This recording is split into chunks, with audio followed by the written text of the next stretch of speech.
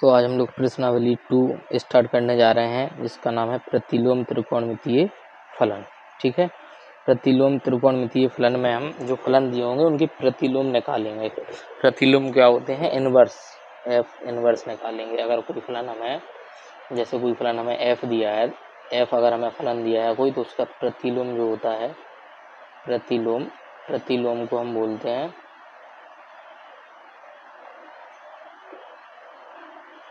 F कोई फलन दिया है उसका प्रतिलोम क्या होता है? F inverse. ठीक है, तो ये हमें निकालना है। तो सबसे पहले हम ये देख लेते हैं कि दो समुच्चय उनके बीच संबंध क्या होता है। संबंध देख लेंगे पहले। ठीक है, संबंध क्या होता है, सबसे पहले हमें संबंध देखना है। तो संबंध जो होता है दो समुच्चय में, जैसे एक समुच्चय में दिया है ये ए, और एक समुच्चय कौन सा दिया है? बी। ये है ए से बी में मान लो कोई संबंध हमें एफ दिया है, और ए में अवयव हैं ए बी सी डी, और 1 2 3 4 इस तरीके से हमें अवयव दिए हुए हैं। ठीक है, तो मान लो ए का संबंध है 1 से, बी का 2 से, सी का 3 से, और डी का किससे है? 4 से। तो इसको हम संबंध बोलते हैं। ए का संबंध किससे है? बी से। एफ फलन एक दिया है जो ए से बी में एक संबंध दिया। ठीक है, तो एफ जो हम लिखेंगे इसको बोलते हैं एक्स, और इसको क्या बोलते हैं? वाई। तो एफ इस प्रकार है कि एफ ए से बी में एक संबंध है, ए से बी में एक संबंध है। ठीक है, और अगर हम इसका एफ जो निकालेंगे रोस्टर रूप में, तो वो क्या आएगा? ए कॉमा 1। ए का संबंध किससे है? 1 से है, तो ए कॉमा 1 हो गया इसका रोस्टर रूप। बी कॉमा 2 हो जाएगा, सी कॉमा कितना हो जाएगा? 3, सी कॉमा 3, और डी कॉमा 4, इस तरीके से। ठीक है, तो ये एफ जो है ये रोस्टर रूप में आ गया, रोस्टर रूप आ गया एफ का। ठीक है, तो इस तरीके से ये क्या आ जाता है?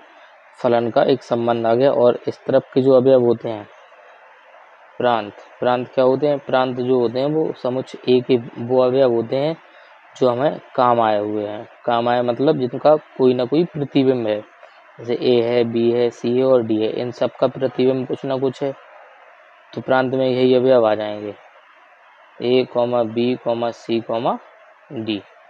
और परिसर क्या होगा? परिसर जो होता है वो समुच्चय बी के बे अवयव होते हैं जो काम आए हुए हैं। तो समुच्चय बी के कौन से अवयव काम आए? जिनका प्रतिबिंब जो किसी ना किसी से कनेक्टेड है। तो 1 2 3 4, 1 2 3 4 ये आ जाएंगे परिसर में। और सह प्रांत क्या होता है? सह प्रांत जो होता है वो हमारा पूरा समुच्चय बी होता है, पूरा समुच्चय बी, चाहे उसका किसी से संबंध हो अथवा ना हो, लेकिन वो हमारा क्या में आ जाएगा? सह प्रांत में आ जाएगा। तो प्रांत क्या होता है? ए के बे अवयव जो काम आए हैं। परिसर क्या होता है? बी के बे अवयव जो काम आए हैं। और सह प्रांत क्या होता है? समुच्चय पूरा बी, ये होता है। ठीक है, तो ये संबंध होता है दो समुच्चयों के बीच में क्या होता है? एक संबंध। इस तरीके से अगर मान लो जो हमें संबंध दिया है इसका हम इनवर्स निकालना चाहें, तो इनवर्स इसका क्या आएगा? इनवर्स इसका आएगा जिसको हम एफ इनवर्स बोलेंगे। ठीक है, देखो ये है, मान लो इस पे हम निकाल के देखते हैं। इनवर्स का मतलब बिल्कुल इसका विपरीत होता है। अगर हम एफ इनवर्स निकालेंगे तो जो बी है वो इस तरफ पहुंच जाएगा, और जो ए है वो इस तरफ आ जाएगा, इस तरीके से। ठीक है, इनमें एक संबंध एफ इनवर्स बन जाएगा। बी इधर आ गया, ए इधर। बी में है 1 2 3 4 5, और ए में है ए बी सी डी। तो ए का संबंध किससे था? 1 से, तो ए का संबंध 1 से हो गया। 2 का किससे था? बी से, तो 2 का संबंध बी से हो गया। 3 का किससे था? सी से, तो 3 का सी से हो जाएगा। डी का किससे था? 4 से, तो डी का 4 से हो जाएगा। ये हो गया। इस तरीके से एफ इनवर्स आ जाता है। मतलब इनके पलट दो, दोनों पलट देंगे तो ये एफ इनवर्स बन जाएगा। और जब पलटते हैं तो प्रांत और परिसर भी आपस में बदल जाते हैं, प्रांत और परिसर आपस में बदल जाएंगे। इस इधर से अगर देखेंगे तो प्रांत क्या बनेगा? 1 2 3 4, जो इस तरफ के अभी अब काम आया है वो प्रांत बन गया। और परिसर क्या बन जाएगा? A B C D. ये क्या बन जाएगा हमारा परिसर। इस तरीके से हम जो फलन दिया है उसको पलट देंगे तो वो उसका प्रतिलोम बन जाता है एफ इनवर्स। ए बी बन गया, बी ए बन गया, आपस में प्रांत और परिसर भी चेंज हो जाएंगे। ठीक है, तो प्रतिलोम में एफ इनवर्स में इनके प्रांत और परिसर बदल गए तो ये भी आपस में बदल जाएंगे। जैसे एफ से हम अगर एफ इनवर्स निकालेंगे ये बन जाएगा 1, A 2, B और 3, C और 4, D। ये आपस में इस तरीके से बदल जाते हैं। ठीक है, इधर से भी देखो, अगर एफ इनवर्स का हम रोस्टर रूप निकालेंगे तो 1, A आएगा, 1 का संबंध ए से है, और क्या आएगा 2, B आएगा, 3, C आएगा, 4, D आएगा। ठीक है, एफ से एफ इनवर्स अगर निकालूं प्रतिलोम तो इनके अवयव भी आपस में बदल जाते हैं। यही अवयव इधर आए थे, देखो ये आए थे इधर। ठीक है, तो एफ से एफ इनवर्स निकालना यानी प्रांत और परिसर में आपस में बदलाव हो जाता है। ठीक है, अब हमें देखना है कि जो प्रतिलोम निकलता है क्या वो सभी जितने भी फलन हैं, ये तो संबंध हो गया। ठीक है, अब देखते हैं फलन कौन कौन से हैं। तो संबंध के बाद हम देखते हैं फलन। फलन कितने प्रकार के थे हमारे पास? फलन हमारे पास थे 4 प्रकार के। एक फलन था कौन सा? एकैकी। दूसरा था बहुएकी, तीसरा था आच्छादक, और चौथा क्या था? अंतरक्षेपी। ठीक है, कुल 4 फलन थे। तो कुल 4 फलन में हमने क्या देखा था? 4 फलन में हमने ये देखा था कि एकैकी जो होता है उसमें एक का संबंध केवल एक से ही होता है, एक का संबंध एक से, ये एकैकी हो गया। और बहुएकी में क्या देखा था? बहुएकी में ये देखा था कि कोई भी दो अवयव का संबंध किसी एक अवयव से हो जाएगा, तो ये कैसा होता था? बहुएकी। आच्छादक में क्या देखा था? आच्छादक में हमने ये देखा था कि ए बी सी 1 2 3। आच्छादक में ये देखा था कि ये एक से एक का संबंध हो, चाहे दो का एक से, लेकिन कोई अवयव अगर छूट गया है तो ये आच्छादक नहीं होगा, ये कैसा होगा? अंतरक्षेपी। ठीक है, तो इस तरफ के सहप्रांत के जितने भी अवयव हैं अगर पूरे किसी न किसी से जुड़े हुए हैं तो अब ये कैसा हो गया? अंतरक्षेपी। सहप्रांत के प्रत्येक अवयव का संबंध किसी न किसी अवयव से है, इसका मतलब ये कैसा है? अंतरक्षेपी। ये वाला अंतरक्षेपी नहीं था क्योंकि इसमें एक अवयव बच गया था। ठीक है, और एक और ये लास्ट वाला कौन सा है? ठीक है, तो जिसके अवयव बचते नहीं है उसको आच्छादक बोलते हैं। ये आच्छादक है। कौन सा है? जिसमें प्रत्येक अवयव का पूर्व प्रतिबिंब हमें मिल जाए उनको बोलते हैं आच्छादक। और अंतरक्षेपी में क्या होता है? अंतरक्षेपी में कोई ना कोई अवयव बच जाता है, ये ऐसा हो गया, तो ये कैसा हो गया? अंतरक्षेपी। इसमें एक अवयव बच गया तो ये अंतरक्षेपी है। ठीक है, इनमें मान लो एफ संबंध है ए से बी में, सब में एफ संबंध मान लिया हमने ए से बी, इसमें भी एफ मान लिया ए से बी, इसमें भी एफ मान लिया ए से बी। ठीक है, ये एकैकी होता है, एक का संबंध एक से। बहुएकी कि नहीं, दो का संबंध एक से हो जाए। आच्छादक में सहप्रांत के एक ही भी अवयव छूटने नहीं चाहिए तो ये आच्छादक हो गया। और ये क्या है? अंतरक्षेपी। ये अंतरक्षेपी हो गया, इधर से कोई ना कोई अवयव बच जाएगा। ठीक है, अब अगर हम इनके प्रतिलोम निकालें, प्रतिलोम मतलब एफ डैश, तो एफ डैश में हमने अभी बताया कि फलन आपस में क्या होते हैं? बदल जाते हैं। बी ए बन जाएगा, ए बी बन जाएगा, और ये बन जाएगा इसका एफ इनवर्स। एकैकी का देखते हैं, पहले एफ इनवर्स आएगा तो बी इधर लिखो 1 2 3, ए इधर लिखो ए बी सी। ए का संबंध एक से तो ए का संबंध एक से, बी का संबंध 2 से, बी का संबंध 2 से, सी का संबंध 3 से, सी का संबंध 3 से। तो इसका प्रतिलोम आ गया। इधर भी एक संबंध अवयव जुड़े हुए हैं एक दूसरे से, तो ये जो एकैकी था इसका प्रतिलोम निकाल सकते हैं, क्योंकि हमें ये भी देखना होता है कि जो हमने प्रतिलोम निकाला वो बाद में फलन बन रहा है कि नहीं। फलन देखने के लिए हमने क्या बताया था? फलन देखने के लिए हमने बताया था कि इधर का एक भी अवयव बचना नहीं चाहिए। जैसे ए बी सी 1 2 3 है, अगर मान लो ये जोड़ दिया, ये जोड़ दिया और ये जोड़ दिया, और इधर का मान लो कोई अवयव ये बच गया, इधर का अगर कोई अवयव बच रहा है इसका मतलब ये फलन नहीं है, फलन नहीं है। यानी प्रांत का एक भी अवयव ऐसा नहीं बचना चाहिए जिसका प्रतिबिंब नहीं हो। तो अभी ये फलन नहीं है, लेकिन जब डी को 4 से जोड़ देंगे तो अभी ये फलन हो गया है, क्योंकि इसका प्रतिबिंब है, प्रांत का एक भी अवयव नहीं छूटा, तो ये फलन है। ठीक है। और क्या बताया था कि इधर से एक अवयव से 2 तीर नहीं निकलने चाहिए इस तरीके से। तो अगर एक अवयव से, प्रांत के एक अवयव से 2 तीर, यानी प्रांत के एक अवयव के 2 प्रतिबिंब मिल गए, इसका मतलब ये अभी भी फलन नहीं है। तो क्या हुआ कि इधर का एक भी अवयव छूटना नहीं चाहिए, दूसरा इधर के एक अवयव से 2 तीर नहीं निकलने चाहिए। ठीक है, तब ये फलन होता है, नहीं तो फलन नहीं होता है। तो इधर हमने देखा इधर का प्रतिलोम निकालने के बाद इधर का कोई अवयव बच भी नहीं रहा है और एक अवयव से 2 तीर भी नहीं निकल रहे हैं, तो ये इसका प्रतिलोम आ जाएगा, यानी आच्छादक वाले का हम प्रतिलोम निकाल सकते हैं। बहुएकी वाले को देखो, बहुएकी वाले का निकाल के देखते हैं प्रतिलोम। ये बहुएकी है, एफ इनवर्स कर देंगे, ये बी बन जाएगा इधर और ए आ जाएगा इधर, पलट जाएंगे। बी के अवयव 1 2 3 है, ए के अवयव है ए बी सी। ए का संबंध 1 से, तो ए का संबंध 1 से, बी का संबंध भी 1 से, तो बी का संबंध भी 1 से, सी का संबंध 2 से, सी का संबंध 2 से। तो अब इधर देखो बहुएकी था, ये बहुएकी का प्रतिलोम निकालना संभव है? नहीं है। क्यों नहीं है? क्योंकि इधर ये अवयव बच गया है प्रांत का, इसको प्रांत बोलते हैं। प्रांत का जब कोई अवयव बच जाता है इसका मतलब वो फलन नहीं है। तो इसका मतलब ये हुआ कि बहुएकी जो भी फलन होंगे उसका हम प्रतिलोम नहीं निकाल सकते हैं। एक एकी का निकाल सकते हैं, बहुएकी का नहीं निकाल सकते हैं, क्योंकि इधर के अवयव बच जाएंगे इसलिए। और एक अवयव से 2 तीर भी निकल रहे हैं, एक अवयव से कितने तीर निकल रहे हैं? 2 तीर, तो ये भी फिर भी फलन नहीं है। इधर का अवयव बच गया सो फलन नहीं है, और ये एक अवयव से 2 तीर निकल गए सो फलन नहीं है। इसका मतलब हम बहुएकी का प्रतिलोम नहीं निकाल सकते हैं। आच्छादक एफ इनवर्स, ये बी है और ये क्या है? ए। बी में है 1 2 3 और ए में क्या है? ए बी सी डी, ये दिए हुए हैं।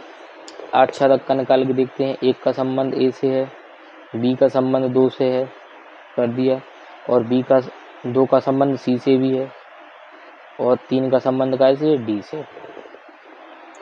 तो आच्छादक में भी हमने देखा, आच्छादक में हमने देखा कि एक अवयव से कितने तीर निकल गए? 2।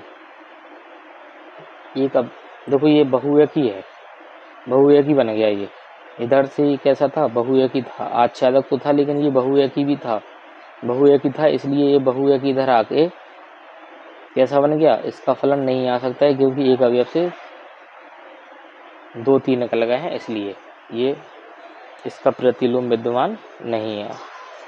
ठीक है। और अंतरछेपी का निकाल के देखते हैं।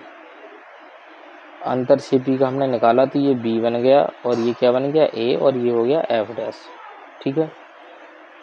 और अंतरछेपी का जब निकालेंगे तो ये बी वाले आ जाएंगे इधर 1 2 3 4, और ए वाले आ जाएंगे इधर ए बी सी।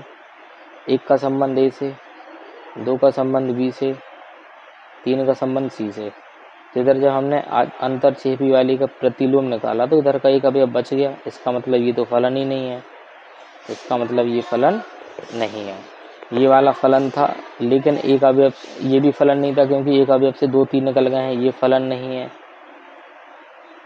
फलन नहीं है। और ये भी फलन नहीं है, और ये वाला भी फलन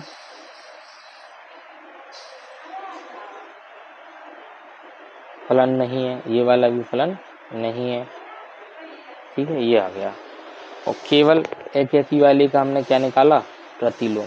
तो इधर ध्यान से ये भी देखना है हमें कि इधर कोई फलन आच्छादक तो था, लेकिन आच्छादक के साथ कैसा था? बहुएकी, इसलिए उसका प्रतिलोम नहीं आया। लेकिन इधर इस वाले को देखो, ये एक एकी के साथ आच्छादक भी है, क्योंकि इधर का एक भी अवयव नहीं छूट रहा है। ये एक एकी भी है और कैसा है? आच्छादक भी है, एक एकी भी है और आच्छादक भी है, तब इसका प्रतिलोम हम निकाल पाए हैं। तो इसका मतलब ये हुआ कि जो फलन एक एकी और आच्छादक दोनों होगा, केवल उसी का प्रतिलोम निकालना संभव है, बाकी और किसी फलन का प्रतिलोम निकालना संभव नहीं है। ठीक है, तो इधर से ये समझ में आ गया कि फलन अगर एकेकी है और आच्छादक है तब तो उसका प्रतिलोम निकाल सकते हैं, अन्यथा नहीं निकाल सकते हैं। ठीक है,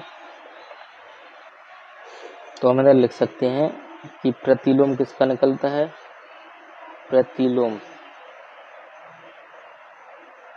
निकालने की शर्त, प्रतिलोम निकालने की शर्त क्या हुई, प्रतिलोम निकालने की शर्त हुई कि जो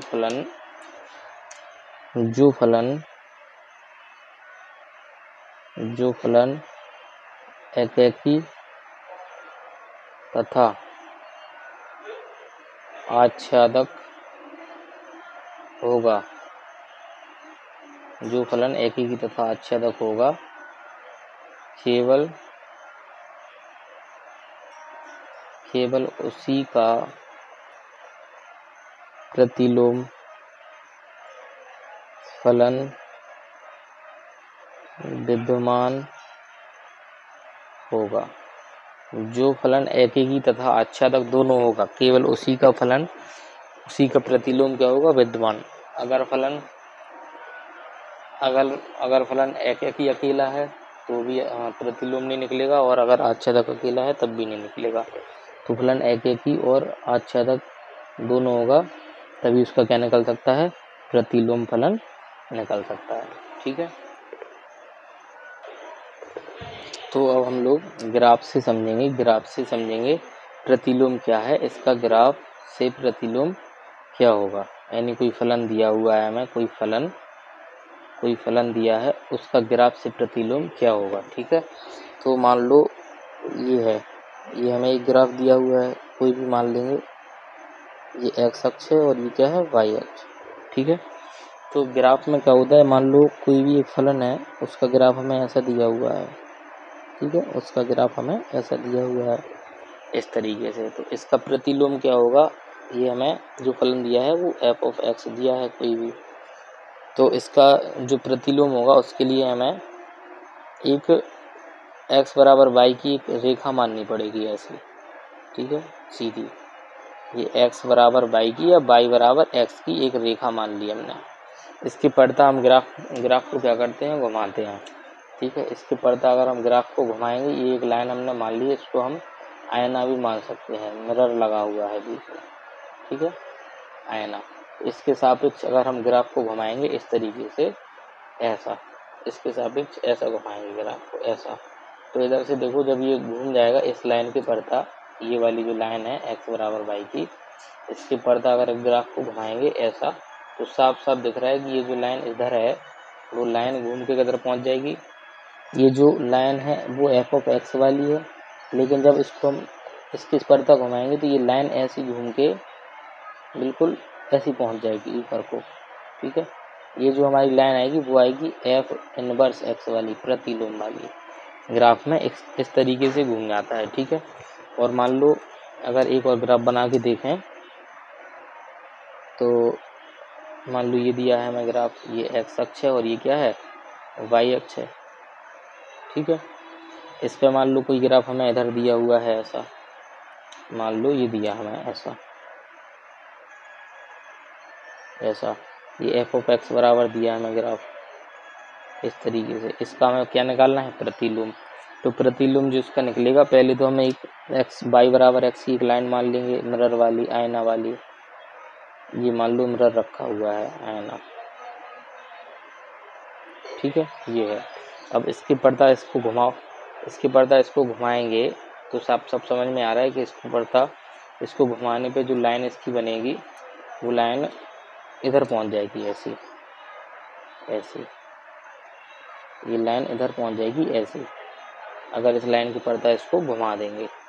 ठीक है, तो इस लाइन के पड़ता इसको घुमाया तो ये जो आ जाएगा, ये हमारा एफ इनवर्स एक्स का मान आ जाएगा। ये वाला ग्राफ हमारा जो आया वो इस वाले ग्राफ का प्रतिलोम आ गया। तो इस तरीके से ग्राफ में हम प्रतिलोम ज्ञात करते हैं। ठीक है, इस तरीके से आ जाएगा। अब हम ग्राफ से ये तो समझ में आ गया कैसा प्रतिलोम बनेगा, लेकिन हम ग्राफ से ये भी समझेंगे, ग्राफ देख के पता लग जाएगा कि कौन सा फलन एकेकी है, यानी जो ग्राफ दिया वो एकेकी आच्छादक का है भी या नहीं, उसका प्रतिलोम फलन निकल सकता है या नहीं निकल सकता है। ठीक है, तो वो देखते हैं। तो हम ऐसा करते हैं कि जो हमें ग्राफ से देखना है कि ग्राफ देख के हम समझ जाएंगे कौन सा जो ग्राफ बना हुआ है वो कौन से फलन का बना है, यानी जो ग्राफ बना वो एक ही आच्छादक फलन था या नहीं था। ठीक है, और उसका प्रतिलोम निकालना संभव है या नहीं, तो हम ग्राफ से देखेंगे किसी भी फलन को पहचानना कि वो एक ही आच्छादक है भी या नहीं। तो इसको हम अगली क्लास में देखते हैं। ठीक है, आज के लिए बस इतना ही।